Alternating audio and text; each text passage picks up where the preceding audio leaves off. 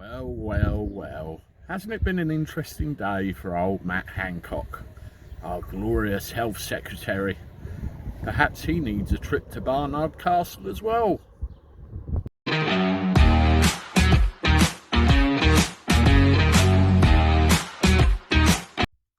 How do everybody? Welcome back to the channel for a Thursday afternoon, the last video of the day. Hope you're all doing all right and looking forward to the grand disclosure of information at 6 o'clock.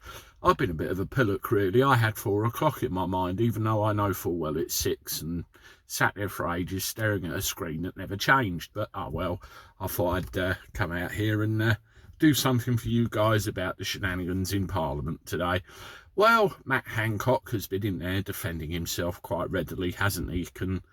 Following the allegations that Dominic Cummings made against him a good couple of weeks ago. Listen, I told you at the time, I don't believe a word that comes out of that slimy hole underneath Dominic Cummings' nose. I think he is purely motivated by revenge and one-upmanship because he ended up right out on his arse walking out the door of 10 Downing Street.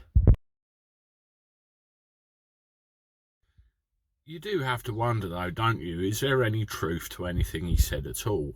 Me personally, I don't believe anything that character says any more than I believe Matt Hancock. Cummings is purely motivated by revenge, that much is obvious. He wants to take people down with him because he's out of a job, it's that simple. And what really made me laugh is the media's behaviour towards him. Weeks and weeks ago, in fact months ago, when it suited the narrative at the time, he was public enemy number one, slated, ridiculed and completely destroyed in the press, to the extent he went on live TV and bullshitted to everybody on there. And then all these months later, he suddenly becomes credible because, again, it suits the narrative.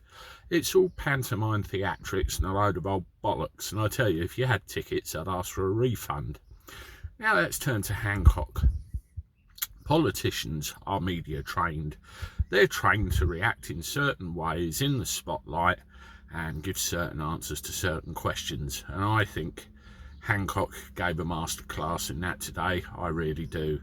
He had things fired at him and he answered them in such a way to give himself wriggle room in case anything came out in the wash later. That's what I think. I think we will never know the truth of what really happened in the public eye from these people, and it's as simple as that. It really is. There's one thing Jeremy Hunt said though, or he's one of them that said it, and I agree with this. Dominic Cummings, if you're making serious allegations against another member of Parliament, where's the proof? You were asked for evidence and you had a deadline to produce that evidence, and from what I read and hear this morning, you haven't. So it's a case of put up or shut up. Simple as that. This is the Cabby signing off. Toodaloo.